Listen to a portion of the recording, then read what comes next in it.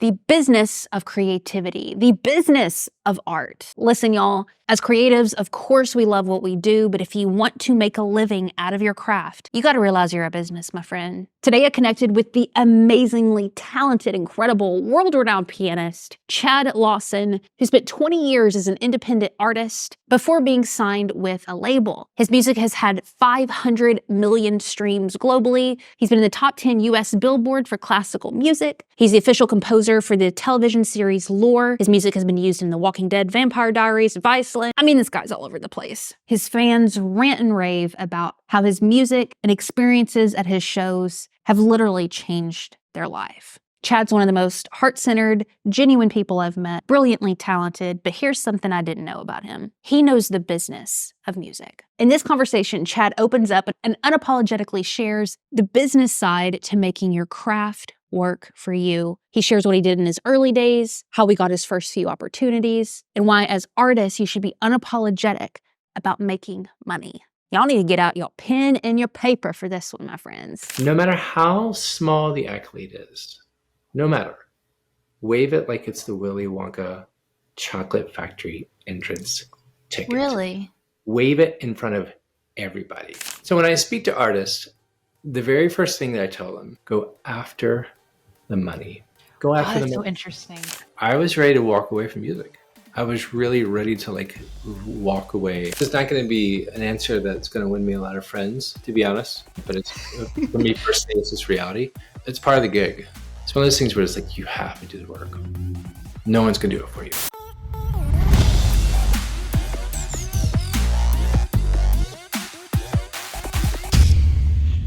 Chad Lawson. First of all, I have told people in my circle probably a dozen times how freaking grateful I am that I met you.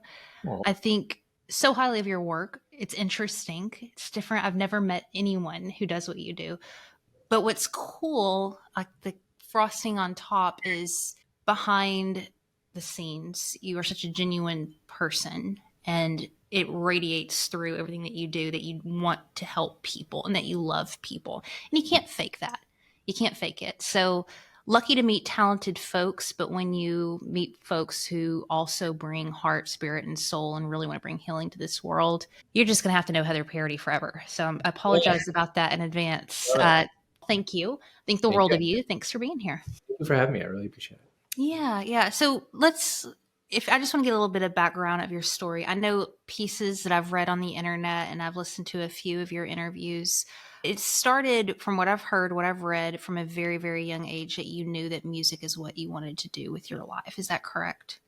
Yeah, I was born at a young age, and it all just kind of went downhill from there. I didn't grow up in a musical family. And so when I was 5, I'm dating myself, I'm 48, so this is quite some time ago. We used to watch a show on television, and the show was called Sha Na Na. And so back in the day, back in the 80s, Sha Na Na was a doo-wop band on TV. I don't even know if they were a real band. I think they were kind of like the Monkees. They were like a made-up band in a roundabout way. And so they had this weekly show, and we would sit around as a family and we would watch this show. And I had no idea what the guy was doing, like no clue what the instrument was, but he was having the time of his life. And I was like, that is what I want to do. He's just having a blast. He's just having a great time. It was Screamin' Scott Simon is his name. And so my parents rented a piano, because who's going to believe a 5-year-old? So they're not going to commit to a full piano for a 5-year-old. And I started taking lessons then, and I'm still taking lessons. Do the math, 43 years later. So I'm still at the piano, trying to figure out what to do with this darn thing. And so from that point on, my parents, they were always incredibly encouraging. My dad was a furniture designer. So I grew up in the element of, that's not like a typical 9-to-5 kind of job. And so he worked from home for most of the time. And then he eventually got an office space out of the house. But I really grew up under that umbrella of creative pursuits. Yeah. And actually his company was called Creative Endeavors, now that I think about it. And I thought that was really fascinating. But it's something that he really and we can probably hit on this a little later, but really what I saw with him was something that he illustrated with me later on in life, which was you have to learn how to make money while you sleep. And I always thought that was really interesting because like there was a period, and I'm kind of jumping ahead of the story here a little bit, but like his design work, the income was royalty based. So like even though he passed a Yeah. couple of years ago, my mom is still receiving, royalty checks from items that, he's designed. And as long as those items are in the catalog and selling, there's still that, percentage that's going to go to whoever it's supposed to go to. And so he was like, you can only, there's only so many jobs you can do. There's only so many lessons you can teach or performances or whatever. There's only so many hours. He's like, you've got to figure out a way to make money while you sleep. And so that's really was a turning point in my career, which we can get to at another point. So the impact that my folks had of just being very creative, very supportive, just go after it. Don't come up with a backup plan, because that's What typically a what you gift. do is you back up. When you have like a plan B, that plan B quickly becomes plan A. And then you're just kind of completely sidelined of what you really wanted to do. So I was fortunate. I don't take for granted. I really don't. I don't take for granted that I had parents that were just like, go after it, go do it. They didn't Well, question. coupling that too with the wisdom of residual income, would you consider him a businessman? No. Yeah. Yeah. No, I mean, the reason, I mean, necessity, invention, right? As far as when my wife and I found out we were going to have our first child, and this was 2009, give or take, I've been playing gigs, I've been waiting tables, and Yeah. that's the plight of a musician. You have a stake in one hand, you have a promo pack in the other. Yeah. And I waited tables for 15 years. And so it's like between that and doing gigs, when we found out when we were, going to have our first kid, I was like, you know what? This isn't sustainable. It's like I want to be home at night. I want to be able to like put the kid into bed and just be around instead of Mm. like, either being at a restaurant or being at a gig somewhere performing. And that's really where the idea of, when I was telling my dad this, I was just like, because at the time I was working like 70 hours a week. I was a video editor, I was waiting tables, I was Yep. teaching It's piano real. lessons, like all this exactly, right? And so that's when, we had the conversation. And so at that point, I was like, you know what? I'm going to see what I can do to get my music into film and television. And so I created a pact for myself. I was like, I'm going to get up every day at 4:30. Some days it was 4:45. I would sit at my desk, and back in the day, this is when SoundCloud was really big. So I had a 3-song playlist on SoundCloud, and I would just start searching for music catalogs or music supervisors or anyone that had anything to do with music for film and television. And so I had a quota of how many emails I would send before I would be able to get up from that chair. So real. And so I had like a template email. And so here was a template: send, send, send. A month goes by, 2 months goes by, 3 months, nothing, not a single reply or not a yes from anybody. So finally after 6 months, I get this guy writes and he goes, "Hey, I think I can use one of your songs for a TV show. It's an MTV series called Teen Mom 2." And I was like, cool. I mean, the fact that like there was even a Teen Mom 1, that's amazing. I'd never heard of the show. And so what I did then, do you know how like in Willy Wonka, like whoever would get like that golden ticket, they were so excited that they would Mm. run around and they would wave that ticket in front of everybody and be like, I got a golden ticket. Yes. Yes. When I speak at music conferences, I talk about this. No matter how small the accolade is, no matter, wave it like it's the Willy Wonka chocolate factory entrance ticket. Really? Wave it in front of everybody, because someone's going to notice, right? And it may seem so insignificant, but someone's going to notice. And so what I did with that Teen Mom 2 placement is I went back and I emailed all of those people that either said no or didn't reply. And in the email subject line, it said featured artist on MTV. That Brilliant. opened some emails, right? And so then I was able to eventually get a song on The Walking Dead. You can barely hear it, honestly. And I don't watch The Walking Dead. That stuff creeps That's my me favorite show. out. You know that? I I did. love that show. I don't even know what episode it is because I didn't watch it, but my mom did. And she called me and she was like, Dad, they're eating a horse. And I'm like, why are you watching this? I was like, my God, you've heard this song 1,000 times. He's like, well, I just wanted to see it, you know? But so then I wrote back all those people, and I was just like featured artist in Walking Dead, you know? And so I really started to like, Oh. the door began to open up. And there was one licensing group out of Texas called Music Bed. And at the time, again, this is, maybe 6, 7, 8 years ago.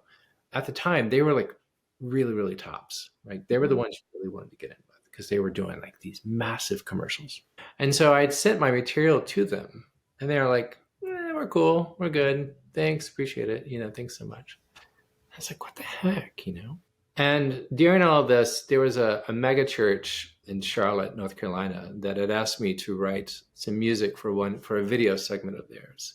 And it was like super orchestral. And it was really just like lush and gorgeous. And it was really a fun project. And it was just huge orchestra and it was just really fun. It turned out really well. I was really happy with it, to be honest. And so I got a call from somebody at Music Bed.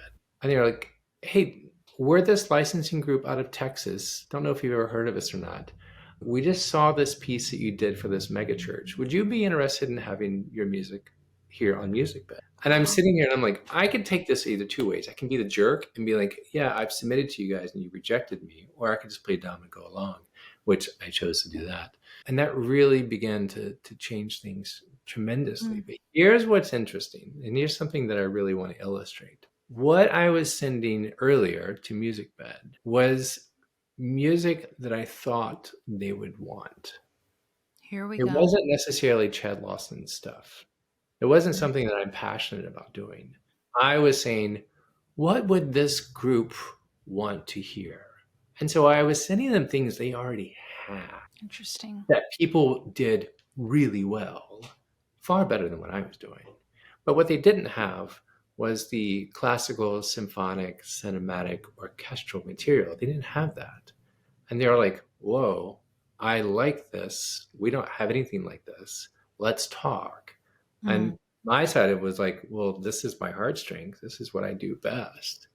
And so I share this with other artists when I talk about this, of like, don't get into that place where you're creating because you feel like that's what the audience is going to want, because there's a slippery slope in this.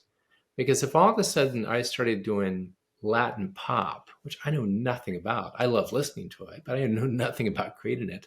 And if I become known as the guy that does Latin pop, I'm going to be doing Latin pop for the rest of my life. And that's not really where my heartstrings are. And so with Music Bed, that began to really, really, really open up a whole other category of just finances. And the way that it really began to show itself is I equate my career as a three-legged stool. So one leg of the stool is streaming, Spotify, Apple Music, Pandora, whatnot. And the second leg of this three-legged stool is touring. And then the third is music for film and television. Okay. And so when one of those legs begins to wobble just a little bit, the other two subsidize to be able to kind of, lift it up. Because what was interesting is we were beginning to have more and more monies coming in from film and television. And so if a festival in Berlin called and said, hey, this is a really great festival, you need to be on this, it doesn't pay that much though. You're like, cool, that's totally fine. Because we had those monies from film and television, from Chevrolet commercials and IBM and all this kind of stuff that was really beginning to come in. And then it allowed me to become far more selective in the time that I was going to be putting towards a performance or whatever that may be, right? And then the other thing that really, really was such a game changer about this is that it allowed me to take risk with what I would release, musically speaking, under my name. So for instance, I didn't have to worry about an album doing well anymore because I had those monies coming from film and television that would be able to, make sure that we kept the lights on and there was Your dad's advice, Residual. Exactly, right? Yeah. And so those albums are the ones that got featured on CBS Sunday Morning. Those albums are the ones that were number one Billboard, were number one iTunes, because I took a risk. And I was like, you know what, let's just go for it. Let's just see what happens. So when I speak to artists, the very first thing that I tell them, especially at conferences, the very first thing, go after the money. Go Oh, after the that's so money. interesting. It is so, and like it's so antithetical to like everything that we've been told. Artists are supposed to starve and don't mix money and art and all this kind of crap. There was a tremendous book written years ago called "Make Art, Make Money." It's either make art, make money, or make money, make art. It's one of the others. Okay. And this lady, she followed the history of Jim Henson. She was like, why was Jim Henson so successful? What was it about him that really made his success?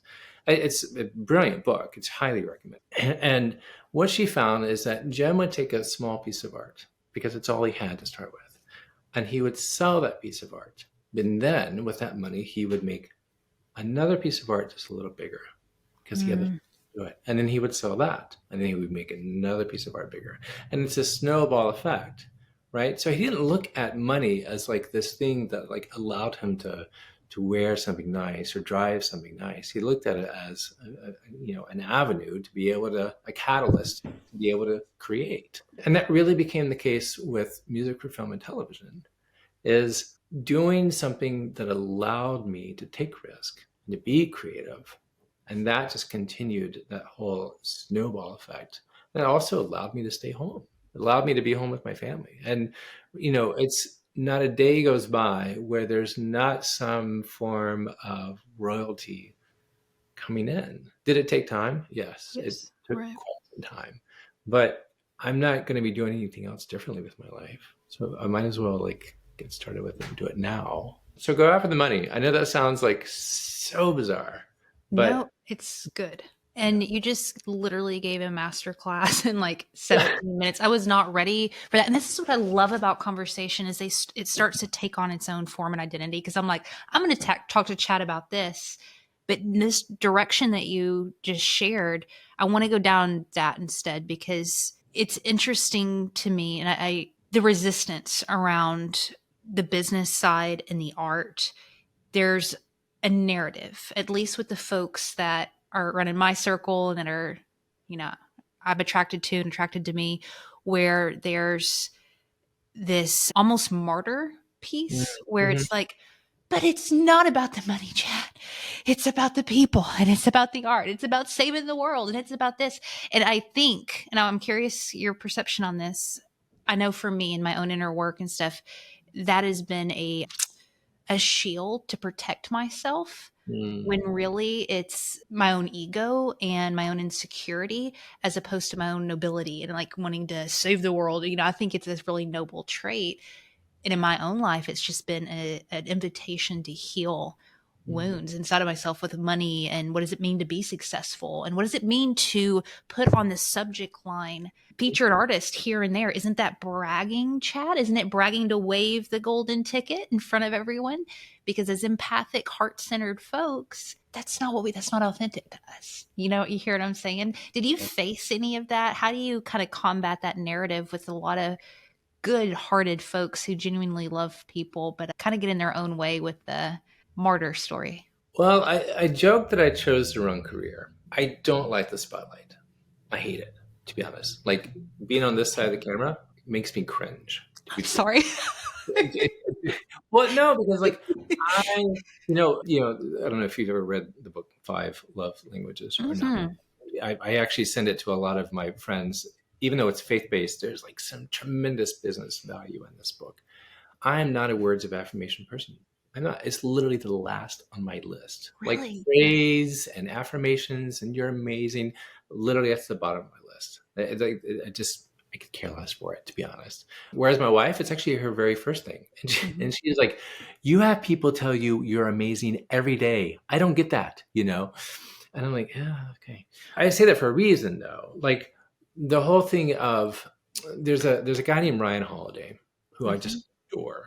And his very first book that many people don't really know about is called Trust Me, I'm Lying. Everybody knows him for like The Obstacles Away and all the stoicism and everything. But one of his, actually, it may be his very first book, was about manipulating the media on a shoestring budget. And I was like, sign me up. That's me right there. And so, the book is called Trust Me, I'm Lying. And he talked about this in the book where it's like, and I'm bringing this into the whole Willy Wonka thing. He says, if you have ambitions of being on a major news outlet for whatever it is you're doing, you can't go straight to the major news outlet. You can't go to CNN and hope to be like in the Times Square, right? He's like, you have to find the smallest local college newspaper, something so small, and go after that. Because he says what happens is those local markets will then put something out, if you're lucky enough. And then what's happening is there are regional markets looking at those small local ones because they don't want to do the work. No offense. And so if those eyes capture it and then put it out there, well, then you've got larger regionals that are watching those smaller regionals. And again, this is the whole snowball thing. And so now you've got, the East Coast that's looking at the Atlanta newspaper being like, oh, that's a really interesting story. That's kind of cool. And so he had one client that literally did that and then got all the way up to like national CNN feature for zero money, like no PR, no crazy hiring schemes. Because like you have to think backwards. I'm a huge fan of reverse engineering. I have two schools of thought, subconscious and reverse engineering. I'm a big believer in both of those. And so going back with like the whole modernism and everything as far as like waving the ticket and everything, I think for me personally, since I don't have an ego, since I don't have, and I say that like in a non like egotistical way. I get it. Kind of bizarre. I don't go out there trying to be on stage. I don't. And so for me, I'm a problem solver. I love puzzles. I love waking up every single day and saying to myself, literally, I do this every day. What is the most impossible thing I can go after? What is the most impossible, like pie in the sky, blue sky kind of guy, dream it? What is like that thing where people are going to laugh? That's what I want to go after. Not because I want to be like, look at me, but because it's like, I cracked the code. I found out the solution that was missing the piece. Like, I really want to like figure this out. And so for me, it's not about like waving a ticket in front of someone, waving a ticket in front of someone to be able to say, ha ha, look at me, I did this. Right. But more of like dude, I figured it out. I figured out this, it's almost like you're playing Mario Brothers and you're going from like, one level to another. So when we were, back in the day, I was teaching a piano lesson and my wife came in like during the lesson, which she never did. I was like, oh my God, does someone die? What's going on? And she was like, you're not going to believe what I just heard on NPR. I'm like, okay, what did you just hear on NPR? Because we're NPR junkies. And she was like, there was an interview with John Lithgow and they went to break and they were playing one of your songs in the break. I'm like, oh, okay, that's cool. Which would happen every now and then. So I'm super grateful. But she goes, when they came back from the break, the guy doing the interview started asking a question. And John Lithgow goes, whoa. Whose song was that? What was it? What artist was that? He's like, I actually was enjoying that during the break, And they were like, oh, that's Chad Lawson, blah, blah, blah, so on and so. So I did some serious digging and found out who the producer of the show was for that show. And so I sent them a box. There's in Asheville, North Carolina, there's a place called French Broad Chocolates. Divine. Just so good. I love that sugar. Oh my God. I'll just rub it. And so they have like this box of truffles and it's just 6 truffles. At the time it was like $21 or something like that. So I sent a box of chocolates and I simply said, thank you so much. Really meant a lot. That was it. Nothing else. I got a call a couple of days after that. And she goes, hey, I got your chocolates. Thank you so much. That was so thoughtful. I really appreciate that. She goes, hey, anytime you want to be on the show, this is back when Talk of the Nation was on. So like national NPR, not local, national. She goes, anytime you want to be on the show, just let me know. She's like, do you have a new album or anything like that at all that you can share? And I said, as a matter of fact, I do. I do have a new album. And she was like, how about next month? I was like, great. She's like, cool. My people will reach out and we'll start scheduling things. I didn't have an album. I had nothing written. I had absolutely nothing. I hung with the phone. I was like, holy crap, I got to write an album. And I did. And so I wrote an album. It's called The Space Between. Wow. Went all the way up to DC. She's like, oh, we can do it locally. It's like, no, I'm going to go there. I'm going to go there. Come on. Face to face. Drove up to DC, 7 hours, did the thing. And then afterwards, after, I don't know if you know this or not, but like with the NPR segments, what they do after the segment is they sit down with the producer and everybody that worked on it, and they're like, okay, what worked and what can we do better? Right. Let's kind of, what was that thing I sent you where like Well, it was the pre-mortem, but this is post. post. Yeah.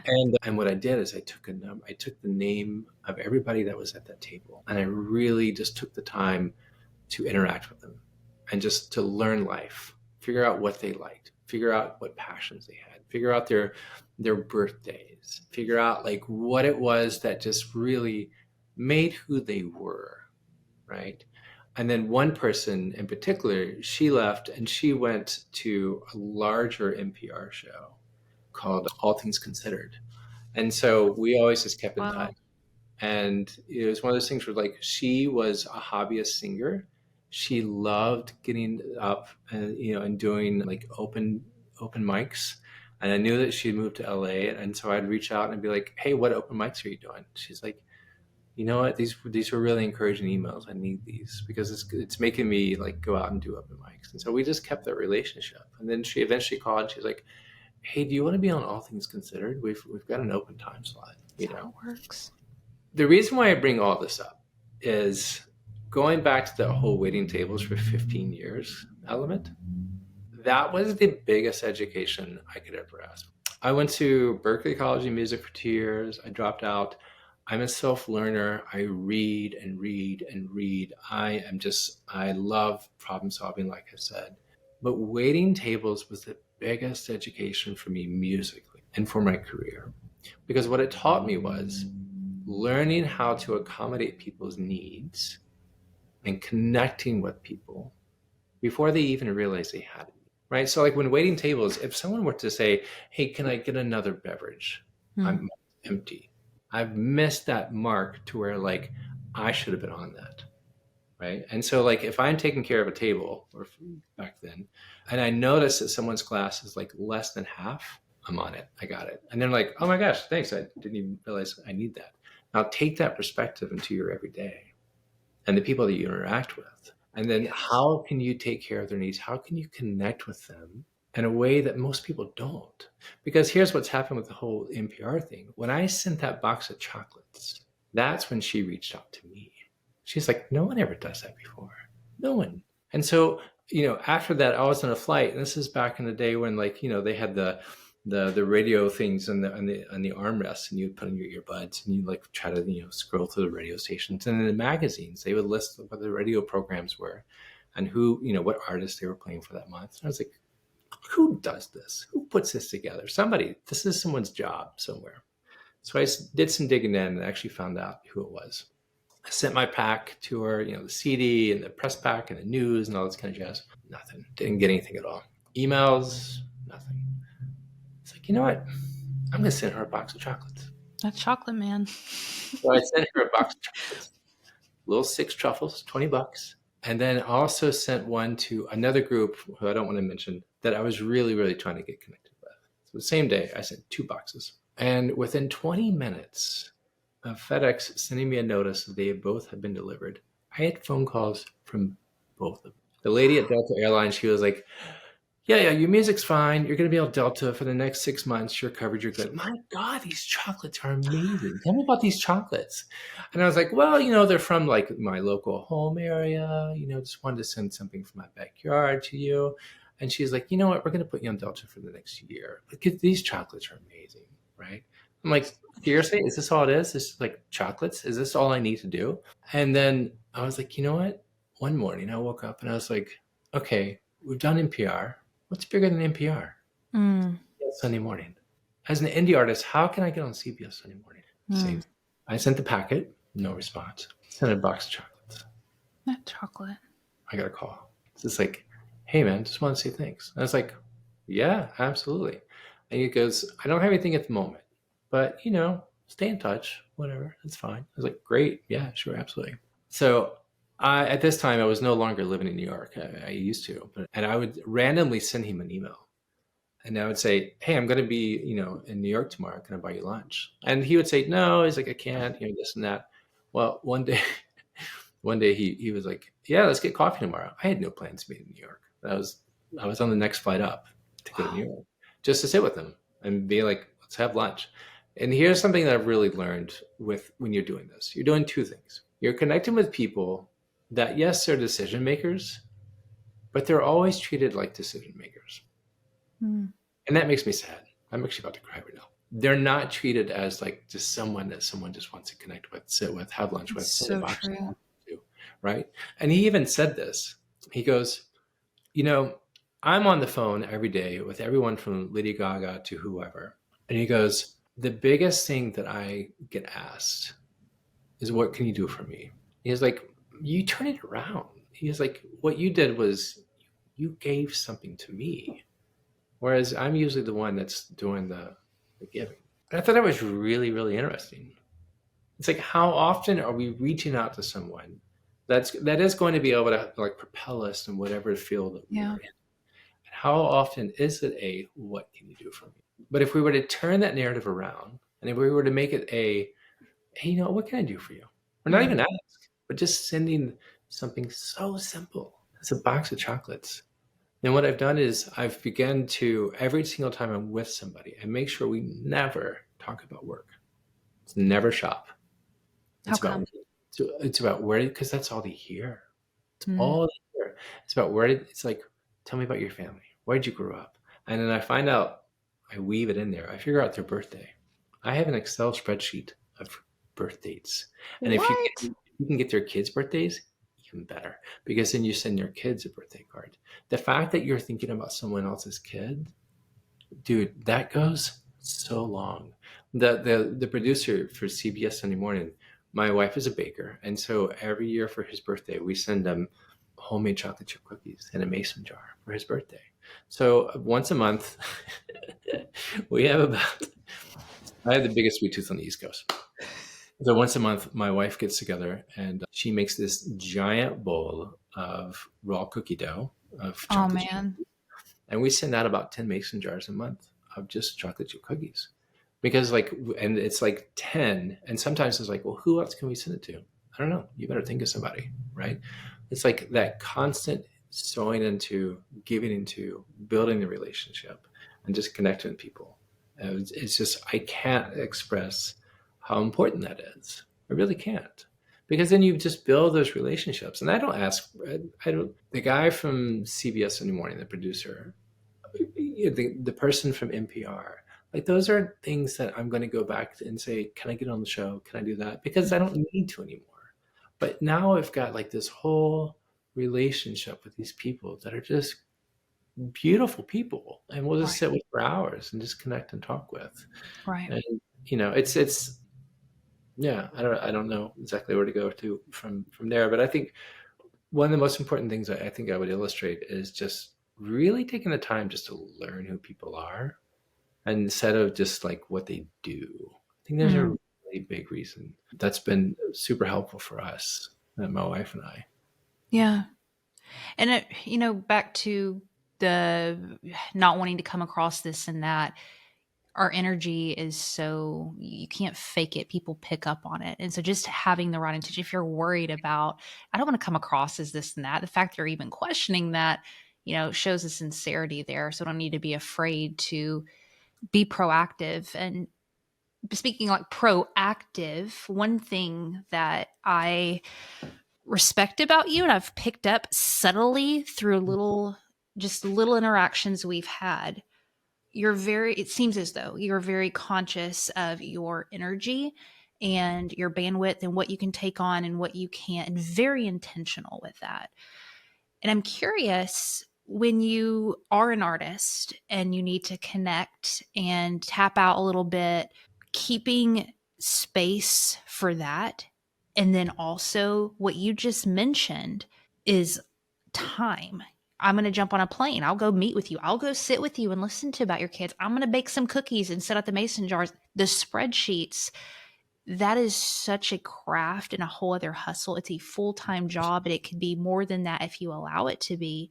So drawing that boundary as a creative where you can't ignore the business side, but also you have to respect your own energy, your own mental health and creative process. how do you do that, man? Because you seem so calm and like you have really great boundaries, but you're telling me y'all are sending 10 cookie jar masons out every month. I'm like, whoa. I'm so laid back. I walk with a cane is what I tell people. And I'm just generally like laid back. But I love the business side almost more than the music side, to be I honest, didn't know because that about you. it goes back to I love to problem solve, but Mhm. also it's also perspective. I'm not a goal oriented person. I'm not. And that's intentionally. I love what I'm doing and I love the hunt and I love the curiosity behind it all. And Mhm. so for me, in like creating a spreadsheet, it is daunting. It is like, meh, I don't want to be doing this, but it's also like it's so fun, right? Yeah. And if there's an element that's not fun, or if there's an element that's like more tedious than what it needs to be, then I outsource it. I'm just respectfully say that. There, you have to realize there are books written about this subject. I don't mow the yard. I haven't mowed the yard in 10 years. Yeah. When I mowed the yard, I hated it so much. Yeah. Like cursing, right? I'm the worst person to mow the yard ever. Like my wife was getting phone calls from our neighbors. Literally, I got on her shoes, so I put my hand in the Bible, and they were like, "Is he okay? He looks like something's wrong. Is he all right? You need to go check That's on him." funny. Because I mean, I just hated it, right? And one day I came out, I was like, I'm not doing it anymore. I'm Mm. not. It takes me 6 hours to mow the yard. That's 6 hours that I could really be productive. And we can take those 6 hours and the monies from maybe 2 of those hours will pay for someone to come and mow the yard in 20 minutes and they love doing it. Yeah. And it looks amazing. And that's Yeah. their passion. And that feeds their family. Yeah. And now I've got 4 hours that I can really go back and focus on Preach. what I'm doing. And that's going to propel what my passion is, right? And so it's a win-win. The group that's mowing the yard, they love it because they want to work and that's what they're doing. And then I'm sitting at my desk and I'm going after what I'm trying to do to like further things along. So there are elements of it that are just I love two things. I love surrounding myself with people that can throw the ball further than I can, and I Mhm. love being wrong. And a lot of times that comes in together. I love being wrong because like that means I've got something to learn, which is really amazing for me. I love that. And then two, that means that someone can do something better than I can. And there's always going to be someone. There's always going to be a better pianist. Always. I see 9-year-olds playing Mozart on YouTube that just rock my world. And I'm just like, and so like realizing that there's always going to be someone better than you at whatever that may be, and Mm. that's okay, Yeah. because that 9-year-old that's playing those, that Mozart and everything, she has an audience just as much as I have an audience. The people that like my music, they may not like Smashing Pumpkins, they may not like Elvis, but the people that love Elvis may not like me, and that's okay. There's a lot of music out there, and there's this whole idea of like, we have to compete, and I don't understand that because a buddy of mine, he used to always say it. He was like, "Create, don't compete," and I thought that was like the best way to put it. Do you create, don't compete? And Yeah. so if we get in this mindset of saying, you know what, I'm not gonna be the greatest at whatever, that's not settling. That's saying I'm okay with not like dismissing everything else in my life just to obsess about this one thing. Because Mm. when you think about it this way, you know how like as a kid you would take like a magnifying glass and you would like find something and you would just zoom in on it, and that's you were like trying to look at it and see how tight it was and how like close it was, like with this magnifying glass, and you're like this, right? But if you, and a lot of times as artists or as creatives, we get that way. We get this magnifying glass in our hand and we like zoom so tightly in that we're like this, but we're completely missing everything else that's going on. God, it's And so it's not true. until we start going like, oh, oh, So oh, true. this is how this fits in all of this. Right? And so I think for me personally, that's really what I've been trying to do. I know I'm like super spider webbing here, and I will get back, I promise. I I'm gonna love this. Keep follow going. through.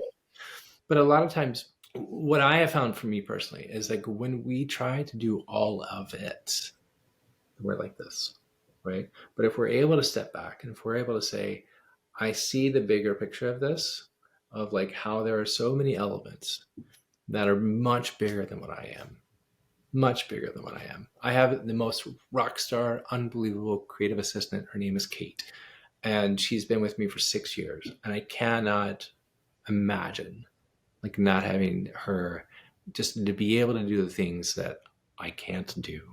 And also that just don't move the needle for me, right? And the other is my wife, 18 years this year. Going back to that whole support group, when going back to when we found out we were going to have our first kid, I was ready to walk away from music. I was really ready to like walk away. I'd been in the restaurant industry for so long. There was a well-known steakhouse that was looking for a wine director, which I had, previous experience doing. And so I went to my wife and I was like, hey, this place has offered me a position for the wine director, and we're just going to do that. And she was like, no, you're not. We'll eat ramen noodles if we have to, but you're going to figure out how to do this music thing, Good for her. right? You're going to figure that out. So, having that support system, I was just saying, you know what, this is my lane. This is what I want to be doing. But there are elements of it that I'm not going to be able to do well. So I'm not even going to try to do it. I'm just not. I'm going to bring somebody in that can do it. And the things that I do well, I'll do well. But, surrounding yourself with people that can throw the ball further, that's important, in my opinion. Yeah. And there's so many things we can do as far as the marketing business side goes. And I think it's easy to get really overwhelmed because we think we should be doing all of the different things. And it's literally impossible unless you have a huge ass team, which not everybody has. And so you have to make very strategic decisions on which avenue to go, whether it's, hey, I'm going to spend 4:30 a.m. sending out emails. That's the best use of my time. Or is the best use of my time having a podcast where, I can share some of my music and my thoughts around XYZ, or, you have to make these micro decisions, and it's almost sometimes it feels like a guessing game, especially when you're starting off, because you don't have data to back it up. Yeah. You may not have a support system or a team to give you, maybe they're like, hey, you can do it, Heather, but they're not going to give you expert advice. You haven't built that up. So how do you guide artists who are starting off to kind of make those strategic decisions? Because it feels as though, or it can, when you are doing everything alone, you don't know if what you're doing is working and if it's a patience game, right? Or if this is a strategy issue. It's not going to be an answer that's going to win me a lot of friends, to be honest. But it's for me personally, it's just reality. It's part of the gig. Like early on, getting up at 4:30 and then going to go wait tables and then going to go teach piano lessons and then going to go work at a wine bar afterwards. But I got up at 4:30, and it's one of those things where it's like you have to do the work. No one's going to do it for you, even now. And I mean this respectfully. I mean, I'm part I'm part of the largest record label in the world. I'm on with Universal, and they're the largest record label in the world. And I was an indie artist for 20 years. And before signing to them, being indie for 20 years taught me personally what I believe every single step of the process, from design to fulfillment to recording to press to PR to pretending, coming up with like fake names and fake emails and being like, hey, I'm representing so and so, like every element. And it sucked. It absolutely sucked. Like, just you're like, why am I doing this? Why? Right. I woke up the next day and be like, it's because it's what I have to do, right? It's because it's like I'm so passionate about it. It's what I have to do. And if you truly are passionate about it, you're gonna hit walls. You're going to, and then you're gonna sit down. You're gonna cry, and you're gonna like kick, and then you're gonna get up, and you're gonna do it all over again the next day. But the interesting thing is, all of those years doing that, I'm now able to come to, the conversations at the world's largest record label, and I can ask questions that had I not been in those positions, You I wouldn't would, know to ask. right? And the problem with this though is letting go, which has been really difficult for me because like I'm so used to my hands getting dirty. And I tell the team at Universal this. I'm like, I love getting my hands dirty. And they're like, yeah, we know, because it's like I'm asking so much and I'm asking like all the time. And they're like, we've got this. We've got this. Yeah, but what about we've got this. Mm-hmm. But then there and what we've been able to do is we've been able to come and they see that like I'm not questioning them. It's that I've been doing it for so long Right. that I'm just like I'm curious and then how can I help? What part of this can I do? It sucked. I'm just gonna be honest. For 20 years it sucked. There's highlights. The very first time I got, an album on #1 on iTunes, I couldn't sleep that night. And I'm laying next to my wife in bed and she's asleep. And I'm like, how can she sleep? I'm like a #1 artist right now. Does she even realize like what she's laying next to? But it's like then that next day you get up and you're like, all right, what's next? What am I going to go after? Yeah. And then you hit those walls and you hit those walls and you hit those walls and it sucks. But you have to do the work.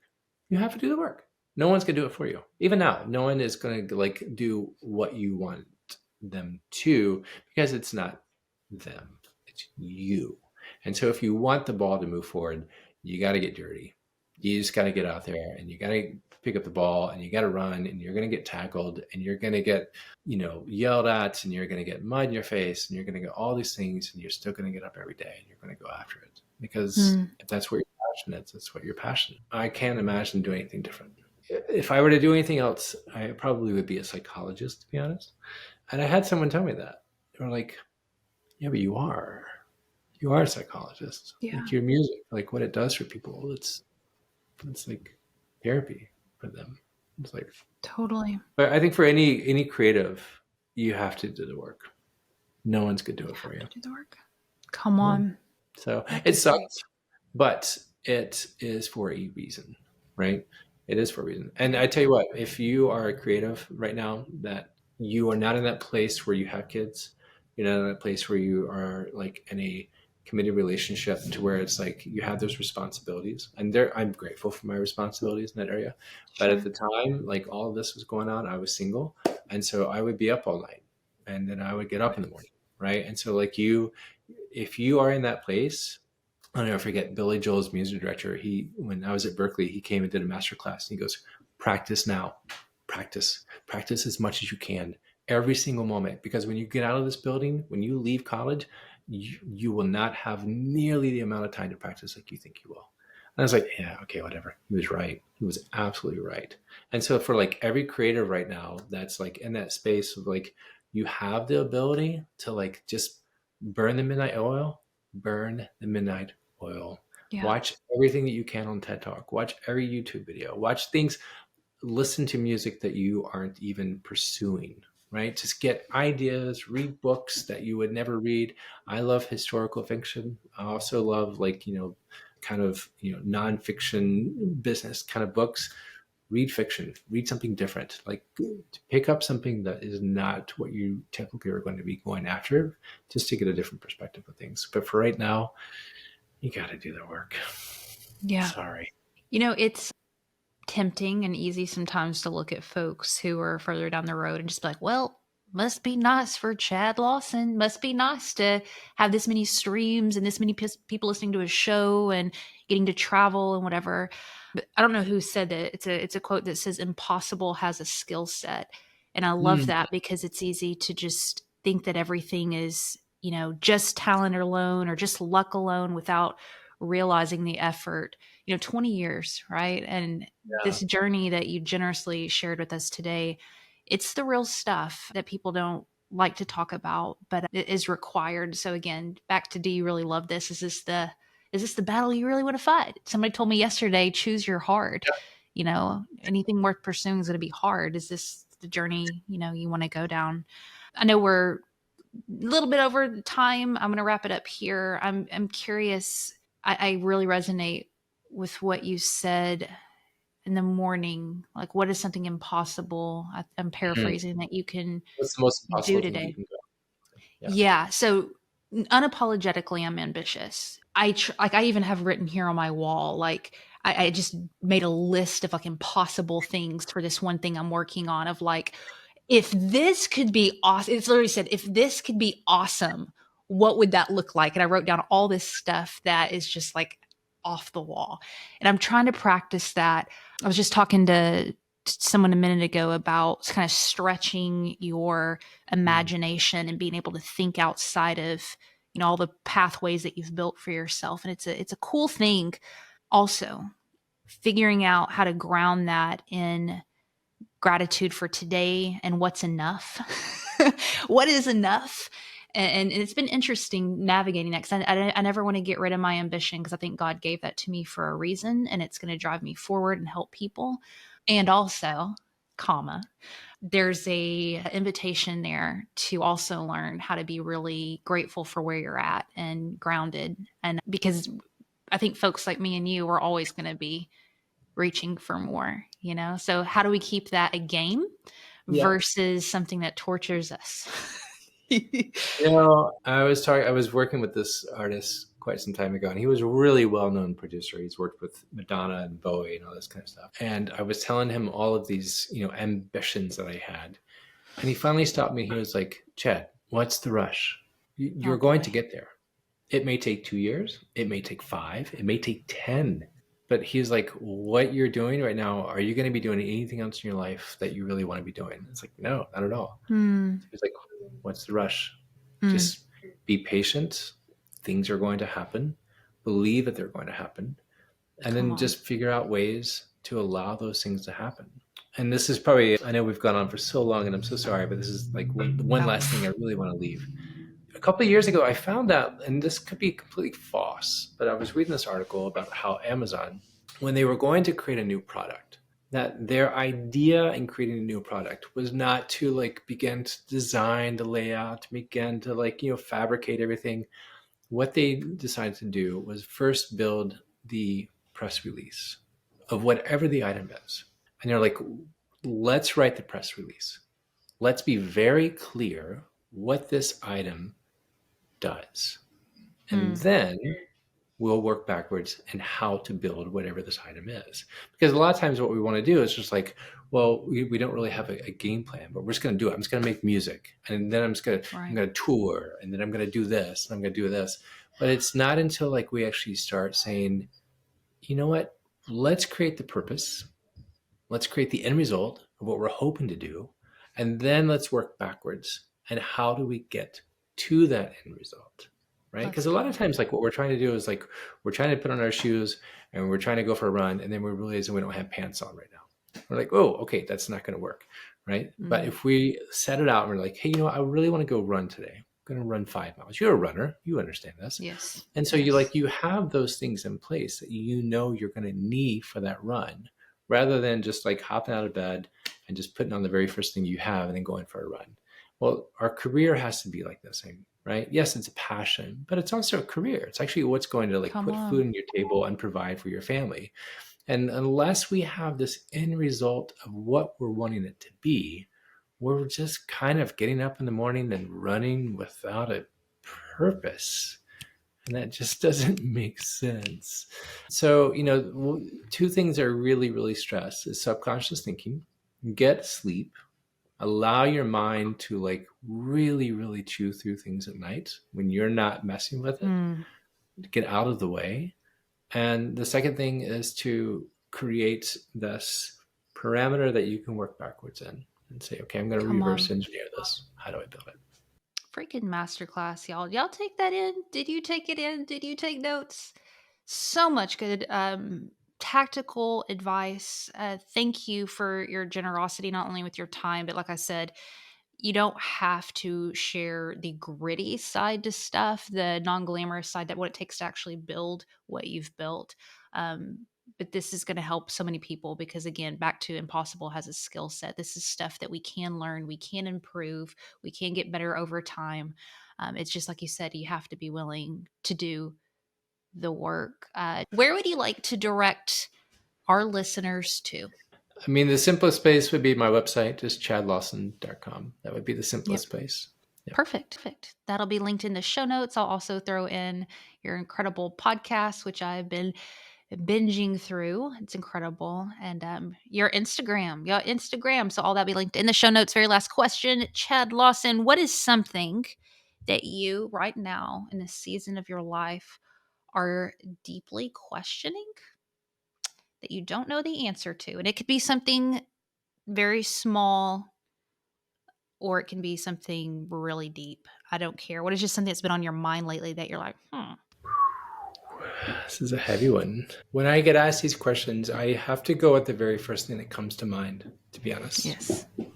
And sometimes that's not always like the best public opinion answer, but it's just one that I have to say. I wrestle with why we are not able to give ourselves and others grace. As someone that has always loved taking care of people, it's really difficult for me to see a need, no matter what that need may be, and dismiss it or pretend it doesn't exist.